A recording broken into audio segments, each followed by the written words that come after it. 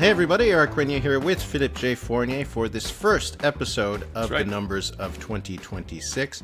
Philippe, we haven't chatted in about 3 weeks, and it's good to see you again. I missed you, Eric. I'm really happy to see you this morning. We have tons to talk about. How was your Christmas, your holidays, your New Year's? How were your vacation? Very good. We took a little bit of an extended one. Nice. Did not come back last week, and I did get a few actual emails wondering, did I miss something? I'm not getting notified by stuff. So it's nice that people were looking out for it. But came here to the Gaspésie again for a few weeks, and going to be heading back to Ottawa in a few days. But it's beautiful here, and I'm happy to be speaking with you. But before we get into it, how were your holidays for this? Oh, I as a freelancer, what you do is that you work all the time and then you're on vacation. So you work some more because you don't have time to work while you're working. And so I did the family, gatherings with my mother, who's still okay. For those who asked, thanks for those who inquired about her, by the way. I did get some rest. I did play some video games, which I don't do during the parliamentary session. I don't have time to. And then I got into my website redesign, lots of coding. It was a lot of fun. And now I'm really back into it, doing tons of media this week, TV, radio, print, and with you, of course. The priority is with you.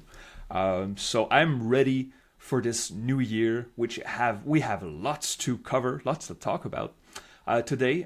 Where do you want to start, Eric?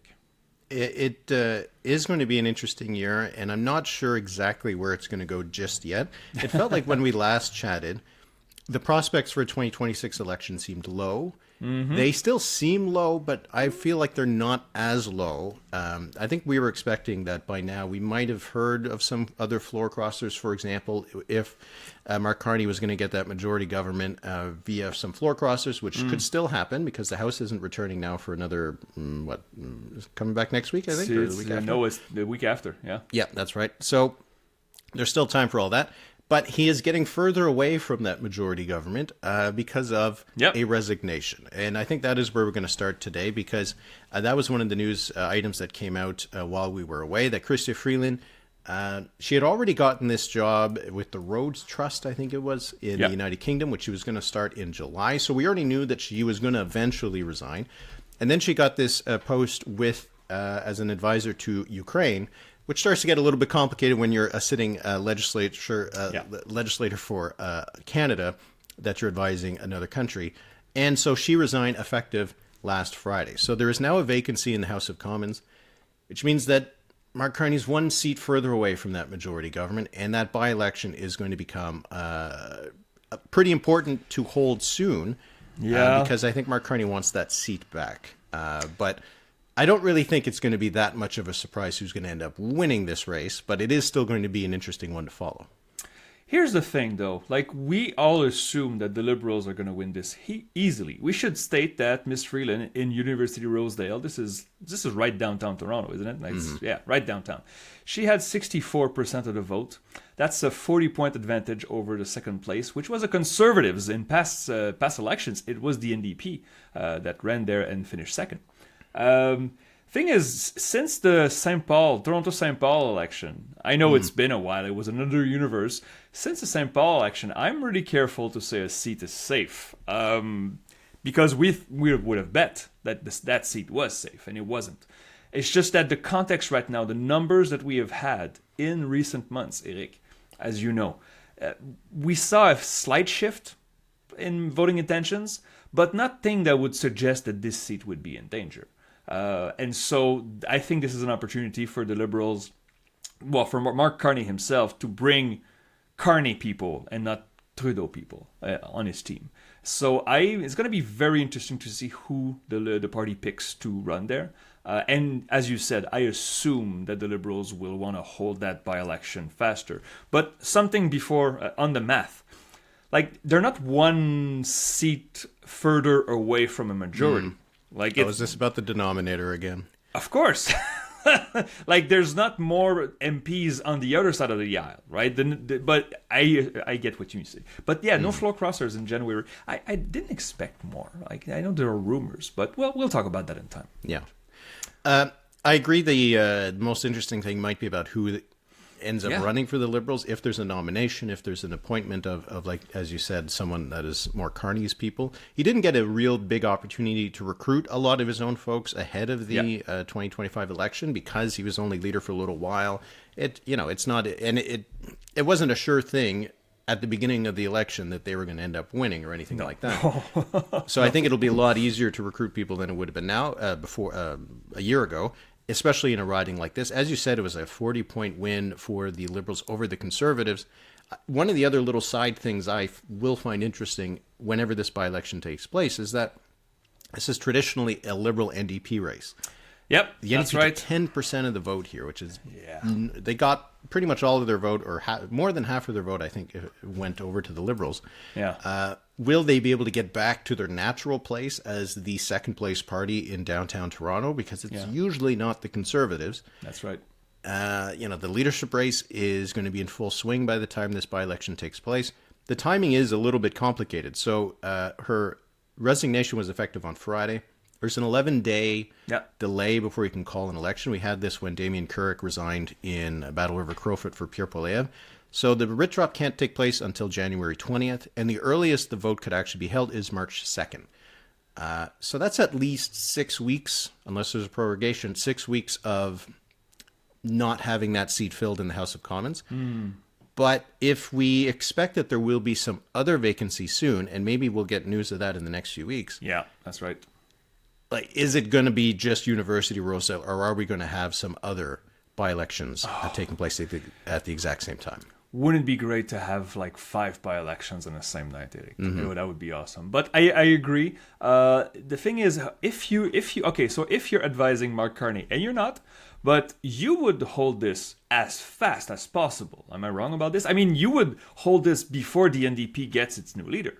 Not that you're necessarily worried about the NDP, to be fair, but we're looking at the numbers, and there seems to be a lot of park votes that went back to the NDP. We had polls from Liaison Strategies, Nanos Research, that both have the NDP in double digits. And at the turn of the year, in my averages, I had the NDP reaching 10% in the average. So it is kind of significant that the NDP, I don't want to say they make a comeback, but at least they grab on to a more traditional number base. And as you said, the NDP should finish second, or maybe in best case scenario, a close second in this riding. They had 9.9%, as you mentioned. That's really low. So make hay while the sun is shining. I think the Liberals should go fast on this before the spring economic update. But then that implies that the other vacancies that we're expecting, Jonathan Wilkinson in North Vancouver, Capilano, Bill Blair in Scarborough Southwest, that they would resign before. Well, they'd have to resign very soon, because if they want to have that by-election in March, they have to resign in the next couple of weeks. Yeah. So that would assume that they're not going to be returning to Parliament when it comes back on the 26th or whenever it is. I mean, these are not ridings, as you said, that are that competitive. It will be a chance to recruit again some more Carney people. The Liberals won North Vancouver Capilano by 26 points. They won Scarborough Southwest by 31.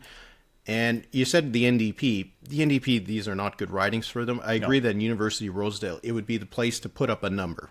Not to actually challenge, but to get back into second place, which I think they would. The fact that the NDP is not in second place in Toronto, huge problem for the New Democrats. If they're not in second place in Toronto, that's a tough place to be in. There's also the Edmonton Riverbend riding where Matt Genereux suggested he was going to resign in March. Yeah. Who knows what's going to happen there?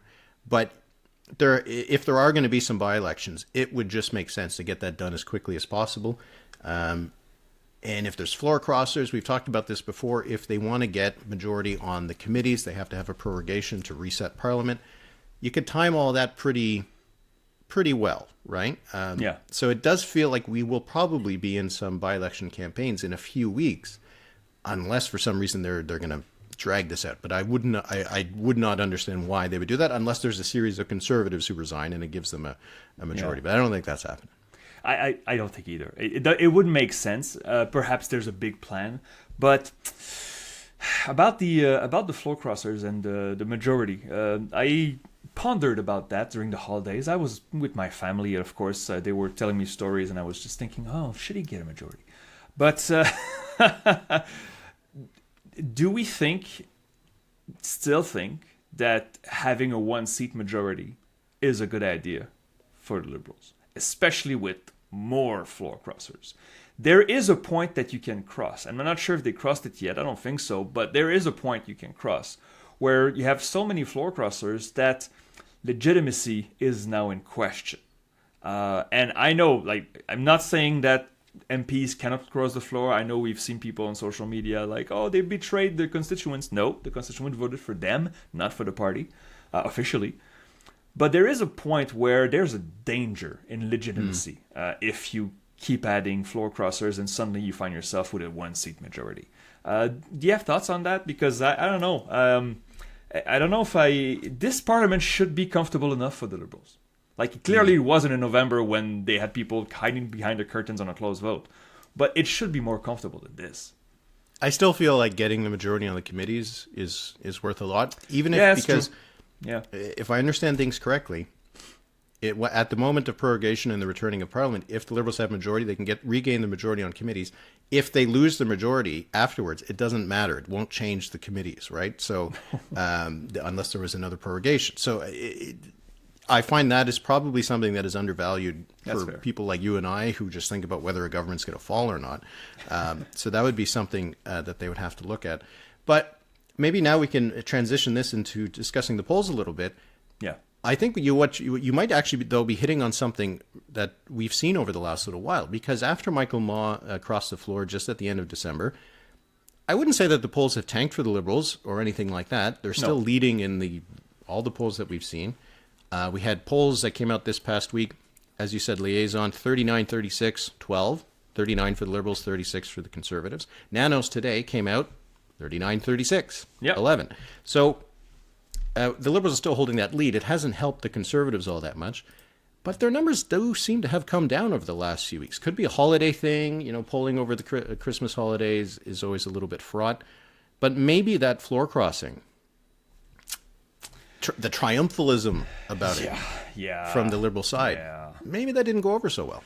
Yeah, it's possible. I mean, we're talking about margins here, but again, in the polling average. So you take all the polls, you average them out with a little calculation that I make, and now the seat projections. Right now, my seat projection is 153 for the Liberals, 145. Much further away. They'd need a lot of floor crosses there. Yeah. And 145 for the Conservatives with an uncertainty of about 30 seats. If the election was held, if there was an election and these numbers were the last one available, I would go on the air and say this is a complete toss-up. And so, it's okay the numbers should fluctuate and should go up and down following events, as you said. It's just that it has tightened. When you look at the regionals, it's more interesting. So again, we mentioned Liberals did very well in Quebec, 44 seats. Liberals did super well in BC, 20 seats. In both provinces, the Liberals have lost ground to their not their main rival, but to a rival. The NDP has gone up in British Columbia. Liaison had 20% for the NDP, and we had other polls that had high double digits. High teens, rather. In Quebec, we had some bloc polls that show 37, 38, 39. Let's recall that the Bloc Québécois had 28% of the vote in Quebec. And so if they go into the mid-30s, that's maybe a dozen seats. That doesn't go the way of the Liberals. And how do you get that majority? Then you have to get 50% in Ontario. And they don't have that. So, yes, the national numbers have slipped a little bit. It's a little bit closer. The seat projection has moved quite a lot since November. And I think what's happening in Quebec is a little bit of an maybe appreciated thing, right? Because the Liaison poll has a 7-point lead for the Liberals in Ontario, and that is a very good lead for them, and the kind of lead that kind of ensures that they would at least probably win the most seats if that kind of result was replicated at the ballot box. But we've seen a number of polls now where in Quebec, the gap is single digits and sometimes very low single digits. Oh, yeah. I guess, and as you said, that is a huge problem for the Liberals for getting that majority, because if it does cost them 10 seats, it's hard to find in the current climate where they find this extra 10 seats, right? And the question, I guess, is what is exactly happening there? I wonder how much of the provincial scene is bleeding over a little bit. The Liberals have obviously had some bad press over the last couple of months in Quebec. Yeah. I know that Quebecers separate the two, and they do that, very mostly well. Yeah. But still, there's got to be some kind of effect of the Liberals, bad news for the Liberals. Why has that happened? The Bloc hasn't really taken up that much space, at least in my reading over the last little while. Why has it tightened in Quebec? And is that something that's real? Is it a phantom? Is it enduring? Is that a big problem for the Liberals? It could potentially be. I mean, let's be fair and not overreact. The Liberals are still doing well in Quebec. Like, historically, this is a good number. But they won in the election, they won Quebec by 15 points. We don't see that right now. So I have the list of polls, federal polls in Quebec. Palace had Liberal +5, Liaison at Liberal +1, their last poll. Innovative Research, Liberal +4. Abacus Data had Liberals +9. Léger had Liberal +1 in late November. So the average is like Liberal +5. And that's a lot of seats in suburban Montreal and maybe even Quebec City. So I don't see how they get to a majority if there was an election. If there was a snap election in spring, as we thought was possible before Mr. Ma decided to cross the floor. Remember, you and I, we talked about this, like a June election or something. I just don't see the math where the Liberals would get enough seats to cross that threshold comfortably. I just don't see it now. The Conservatives in Quebec are not doing that well. Like 18, 21, 16. It does seem like a lot of the Bloc gain has come from the Conservatives, not necessarily from the Liberals. 100%. And the NDP is not doing well, but it's doing better. Well, you had to do better. They couldn't do worse. And again, with BC, the dynamics is so interesting in British Columbia, where that if the NDP gains 5 points, let's say, in BC, perhaps the NDP doesn't win more seats, but those vote splits would not go to the way of the Liberals. They would, the Conservatives would gain a lot of that. So, tons of fun dynamic to project, and of course, both provinces we're talking about now have interesting stuff going on. Oh yeah, BC and Quebec. I don't know if you want to swing over to that, or did you want to talk about the Poilievre leadership vote coming in 2 weeks? I mean, I don't know where. A little bit of talk about those personal numbers before we move to the provincial scene. Though I do find it interesting that the provincial scene is, we've seen in the BC Conservative leadership race. We'll get to that in a minute, but there's some federal kind of figures or people coming out, trying to line up behind Poilievre or not. But we had some personal numbers. The Liaison still has a strong approval rating for Mark Carney, 56 approval, 37 disapproval. I noticed that I think he was at 50 in Alberta. And there was also a poll, I found it interesting, Polera put it out. They're talking about whether Albertans, and it was other Western Canadians, but Albertans, if they feel like the government supports the oil industry. And the little line has been going up and is at its highest point in 4 years. So I do think that the MOU has had an impact positively on Carney and the Liberal government in Alberta. I don't think we're seeing that in the voting intentions numbers, which maybe could have been predicted. But I don't think we're seeing the same kind of really tanking in BC. As you said, the numbers have gone down a little bit for the Liberals in BC, but maybe not so much that they're on track to lose whole swaths of seats. Those images of Danielle Smith and Carney, all smiles, shaking hands and laughing, that has to have an effect somehow. Danielle Smith is still very popular in Alberta. But sorry, you were going to say. Yeah, and then just the preferred PM numbers that we get from Nanos. We had an over-under when will be the last poll that has Mark Carney over 50. Haven't seen one, or under 50. Or over under 50. We haven't seen one yet with him over 50 since the holidays, but he still is around that number. It's 49 for Carney, 27 for Poilievre. So there is still some issues for Poilievre, but I'm not feeling that he's on track to get a bad result in that vote. I mean, if somebody comes to me and says, "Oh, I think Poilievre's in trouble for this leadership vote," I would ask to not only explain, but bring data. There's nothing I see in the data that Poilievre is in danger. Yes, if you look at those numbers, compared to Carney, the popularity contest for Carney, he's losing it. Yes. But I don't think conservative members, or not members, but it will be delegates chosen by their riding associations, would they really care that much about that? I can't see. So we will get back to on time. I'm guessing that before the end of the month, we will have some numbers, specifically on Poilievre, from major pollsters, because I think this is the first big political event of the year in this country. Yeah. I mean, if Poilievre gets a 79 or if he gets a 91, those are radically different outcomes that would change the complete narrative for the rest of the year. And so this will be interesting. And I think you and I will record an episode from, you will be in Ottawa, I'll be in Calgary. We'll record an episode about just about that. It's going to be a fun time. Yeah.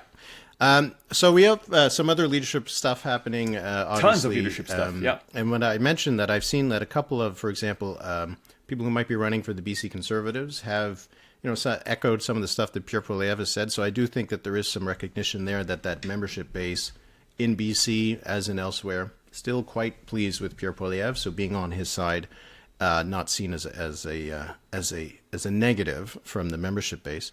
But we got 3 leadership races where we've had some news over the last few weeks. We'll start with the one in BC because we talked a lot about it in terms of those by-elections, that potential. Aaron Gunn, who was seen as a potential contender to win. He's had a lot of history within the party and the new version of the party that has been kind of rebuilt over the last few years. The North Island Powell River Conservative MP, he said he will not run, which means that will not be a liberated seat that becomes up for grabs for by-election. There's been a couple people who have thrown their names into the ring. Sheldon Clare, who is an MLA, I was not familiar with him before that. He said he's going to run. Yuri Fulmer, who is this business person who has also run for the BC Conservatives in the past, was not elected in the last election. He says he's running. We've heard Harman Bangu, who is kind of a buddy to Aaron Gunn. They're kind of partners. They've done stuff before, and he said that if Gunn wasn't going to run, he was going to run. So I think he's going to clearly be gunning for those members. Former MP Carrie Lynn Finley, she has said there's some interest. Carolyn Elliott has indicated that she might be running. So we're starting to get some people. We're starting to get a field here. From our perspective, that the fact that Aaron Gunn doesn't seem to be running, and right now we don't have a sitting MP who seems to be interested in running, I think that's pretty significant. But did you have any thoughts on the BC Conservative leadership race? It's going to be a very significant one. And the contrast between this race, Eric, and the previous race for Conservative leader in BC is just dramatic, right? Last time around, they had 2% of the vote, and Monsieur Rostad won easily, even though was he challenged even? I think he was just acclaimed. Yeah, exactly. So this is a real race for somebody who could become BC Premier in not that long from now. So we're going to follow that very closely, and we expect polls on this also in the coming months. But the fact that Aaron Gunn, I think he would have been the favorite, hands-on, had he chosen to run. So he decided to stick with the Poilievre Conservatives, which is entirely defensible if you're thinking about your career. Again, like the Conservatives, the federal Conservatives, are not that far away from the Liberals and could plausibly take power in a short time.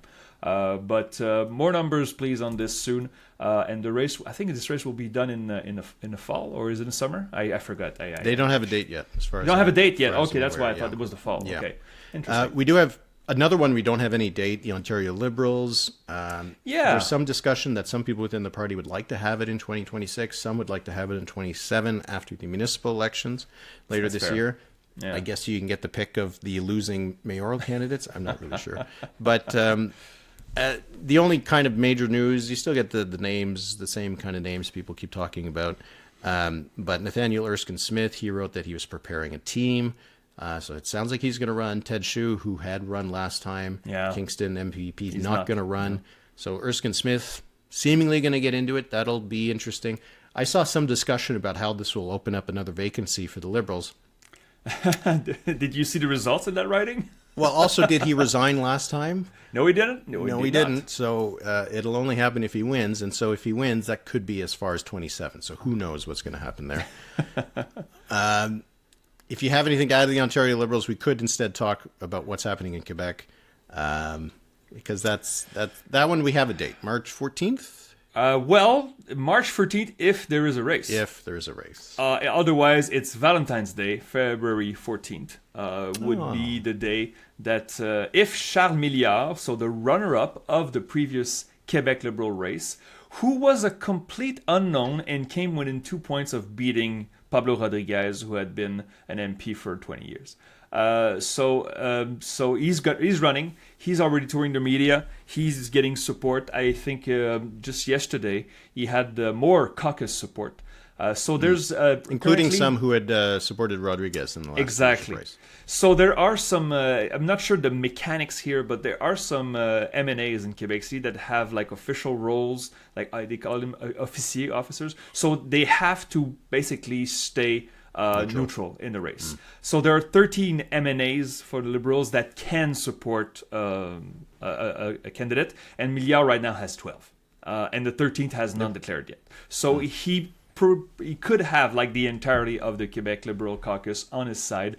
He will have supporters. He will have money. He will have we will very soon. I'm sorry we can't get into that today, but we will have very soon new Quebec data, including data on Charles Milliard, which will be interesting, and we'll talk about it in Les Chiffres en Français next week in our podcast. But it's interesting because I don't think anybody really strongly believes that the Quebec Liberals could win the October election in Quebec. But they could make it interesting because there is an opening with Monsieur Legault, whose popularity is still tanking. And with Patien Plamondon, the Parti Québécois leader, he's been doing very well in the past 2 years, leading in every poll. It's just that they seem to have hit a ceiling, and his personal numbers have been eroding. There's those who make a comparison to Poilievre. I've heard this in Quebec media. It's kind of fun. It's not applicable here. He's not disliked like Poilievre in Quebec. But there is an opening because all the party leaders in Quebec have net negative approvals. Yeah. And so it doesn't seem that there's much enthusiasm right now for Quebec voters going into an election year. It'd be interesting to see how Milliard does if he ends up winning. There's talk that Mario Roy, who ran last time, might still try to run. He got 0.8% of the vote. We'll see if he even gets approved as a candidate. If he doesn't, it does seem like everyone else is kind of making the way for Milliard to just win. He seems he had the experience of the leadership race, so he got some polish there. So maybe we'll see how he does. He doesn't have really those links with the old party, either federal or provincial. Nope. Which not a bad thing lately in Quebec politics. He's from Lévis, so he's not from Montreal. So he gives them some options. It'll be interesting to see how he does and if he actually makes this race a little bit more competitive. But when's the deadline for getting in? As you said, it was Valentine's Day? February 13th, and if nobody has been approved, has the money, the signatures, Milliard will be acclaimed. So yeah, okay. Well, that will be to watch because that election is coming fast. Oh, yes, it is. Yeah. Yes, it is. One election that's not coming fast is one in Nova Scotia, but we did get some polling. Yeah. Liaison Strategies does seem to be getting more into the regular release. They seem to have now a weekly rolling poll, which is great. Which is great because it is a large poll. It's 2 weeks. What is the poll? Anyway, it's coming out every week. And so it's a bigger sample than the nanos, the 250 every week. But also they're putting out some regional numbers, and we got some numbers from Nova Scotia. Any shocks there for you from these numbers? 50% for the PCs. Tim Houston still doing very well. NDP at 31% and leading in Halifax, which is kind of interesting. And the Nova Scotia Liberals, the leaderless Liberals, and their leadership campaign ends in November. So that could be interesting. But I don't think there's many surprises. The NDP is doing very well in Halifax and better than they did in the election. So I guess that seat count, if there was an election with those numbers, that seat count would tighten a little bit. But the PCs are just doing so well among every demographic in every region that what I wonder is whether the Liberals would survive this. But again, they don't have a leader, so we'll see. But that would be my big takeaway. And also Mr. Houston himself plus 18 in appreciation, which is for a premier that's been there for, it's his 6th year. He was there in 21, right? For 5 years, entering soon his 6th year. This is a pretty good score for the premier. Yeah, we have seen that swing in Halifax, which is it was 40 NDP, 31 PC. The result in the last election was largely the reverse of that, in favor of the PCs, but huge lead for the PCs in the rest of the province. But one of the things I actually find interesting about this is that this is a poll that is in Nova Scotia where, the NDP doesn't have a huge amount of strength, but they're doing okay here. And as you said, they're leading in Halifax. It brings me into the NDP leadership race a little bit federally, because we've seen a little bit of back and forth between Avi Lewis and Rob Ashton, with Rob Ashton criticizing Avi Lewis, more or less saying that he was going to reduce the size of the tent by not bringing in more people, by taking positions that might alienate some, and by not cooperating with the provincial parties and being on side with them. Rob Ashton has talked about how, got to be aligned with David Eby and Wab Kinew and, the NDP in Saskatchewan and Alberta, which are still pretty good. And he brings up as well Claudia Chender, who's the leader of the NDP in Nova Scotia. The provincial parties are doing okay. Yeah. And so it does make you wonder, does the federal party have to can it be out of step with the provincial parties when you see that the provincial parties, they're not a drag on the federal NDP. If anything, they're a boost for it. I think it's quite the opposite. It was clear, in say, for instance, 1 year ago in the Ontario election, that the federal NDP was hurting the provincial NDP. The provincial NDP did okay in the end, not in a vote but in a seat count. But yeah, the federal NDP can be more of a drag to the provinces. Now, obviously, we're not talking about other provinces where the NDP is not present, New Brunswick, Quebec, and such. But those western provinces, all of these NDP parties are doing quite well. They're not all in power. NDP parties? Oh, man. What did I say? Oh, NDP did I say parties? That? NDP parties. Oh, sorry. Yeah, the multiples. God. Oh, my God. Okay, so guilty. The year has just started. So, Yeah, but anyway, I am curious to see if we get some more polls from liaison from other provinces, and that leadership race we didn't really have anything new over the last few weeks. In terms of numbers, especially. Really looking forward on January 30th, 31st. We should get the quarterly fundraising numbers, so we'll see how the candidates have raised money over the last few weeks. But this is just a sign that if the NDP is looking at a direction of how to have some success. Hey, if they could get 31% of the vote in Nova Scotia federally, they'd win a seat or two. I haven't won a seat or two in Nova Scotia for a while. So it's been a while, All right, no quiz this week. No, I really wanted to. The quiz will be back. It's just that I had too much with what's going on in Quebec right now. But it'll come soon. You'll be put to the test. Oh, by the way, about this, I had a friend who's having his citizenship test very soon. And we practiced with a test online on the website of the passport offices. You have to have 75% to pass the test. There are 20 questions, multiple choice questions. I struggled. I passed. I had 16, but I struggled. And I figured, you know what? I think I'm going to take one of those tests one day and put Eric to the test. There's more royalty officially in the government of Canada than I thought. When a multiple choice question has the king in there, it's probably the good right answer.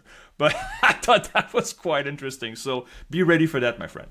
All right. Well, I think my citizenship either way will be intact. But all right, let's move to the numbers of the week. I'm going to go first. Now, this is from a Polaro poll that was conducted in, I already mentioned it before, but I think it was conducted in December. And they did it throughout Western Canada, and they gauged views on the Federation and all this kind of stuff. And as I mentioned, there was some indication across the polls that, especially in Alberta and Saskatchewan, that alienation with the Ottawa federal government, not as high as it has been in the past. So it does seem like the outreach that the Carney Liberals have done has had some inroads there. But it also asked, of course, about separation. We are likely to have a referendum, it seems, this year in Alberta, because there's another petition that's on the books. This one asking for sovereignty or independence for Alberta. The other petition was saying not for it. I don't know how this is going to play out. Yeah. Anyway, 19% is my number of the week. It's from the Polaro poll in Alberta. That was the support for separation in Alberta. Not a big number.